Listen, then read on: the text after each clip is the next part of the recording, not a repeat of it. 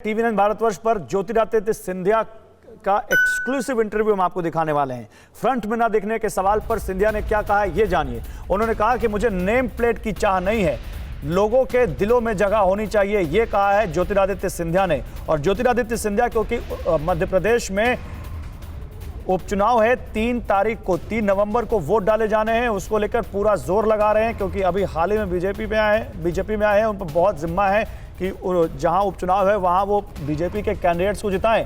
हमारे टीवी9 भारतवर्ष की तरफ से दिनेश गौतम ने बात की है ज्योतिरादित्य सिंधिया से। क्या कहा उन्होंने, सुन। राहुल गांधी कहते हैं कि उनकी तो मेरे घर में अंदर तक पहुंच थी। लोगों ने देखा है संसद में आपको उनके बगल में बैठे हुए बहुत सारे अहम मुद्दों पर मशवरा करते हुए आपसे और उसके बाद कुछ कहते हुए। यहाँ पर तरजीह के हिसाब से लोग कह रहे हैं कि यहाँ महाराज जो हैं वो जब डिजिटल रथ होते हैं उसमें उनकी तस्वीर नहीं होती, संकल्प पत्र होता है उसमें वो नहीं दिखाई देते, बाकी नेता छाए हुए रहते हैं भारतीय जनता पार्टी के।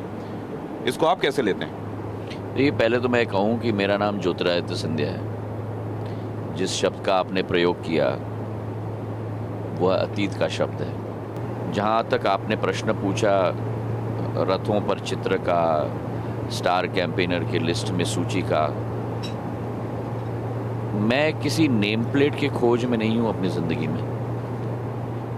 मेरी सोच विचारधारा है कि मेरी मन की आशा और अभिलाषा केवल एक है, पद नहीं, नेम प्लेट नहीं, कमलनाथ जी की तरह कुर्सी नहीं, लेकिन अगर जनता के दिल में मैं एक स्थान पा पाऊँ तो मैं अपने जीवन को सफल मानूंगा।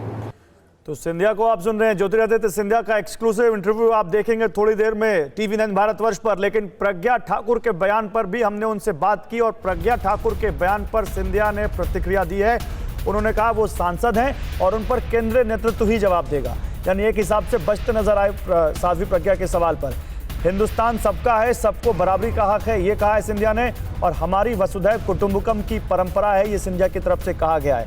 और साफ साफ केंद्रीय नेतृत्व पर पल्ला छोड़ते हुए, जिम्मेदारी छोड़ते हुए कि वो देखेंगे कि साध्वी प्रज्ञा के ऊपर क्या करना है। देखिए, हमारा भारत एक देश है, हर समाज, हर धर्म, वासुदेव कुटुंबक, ये हमारा नारा है। और मैं मानता हूँ कि यही भारत की एक महानता है पूरे विश्व में, उसे हमें कायम रखना चाहिए। लेकिन ऐसे लोगों पर जो स्टेटमेंट देते हैं उसके बाद पार्टी में होते हैं, पदों पर होते हैं, इनके ऊपर कार्रवाई क्यों नहीं होती जो नफरत वाली भाषा बोलते हैं? मैं मध्य प्रदेश का कार्यकर्ता हूँ और मैं मध्य प्रदेश के संदर्भ में मैं चर्चा कर सकता हूँ। राष्ट्रीय स्तर की कार्रवाई पर आपको हमारे अध्यक्ष जेपी नड्डा जी से बात करना होगा। तो मैं मध्य प्रदेश का कार्यकर्ता हूं, मैं मध्य प्रदेश के बारे में बोल सकता हूं। बाकी अगर आपको किसी के बारे में बात करनी है तो केंद्रीय नेतृत्व से बात कीजिए। फिक्र आपकी, सोमवार से शुक्रवार रात 9 बजे सिर्फ टीवी9 भारतवर्ष पर।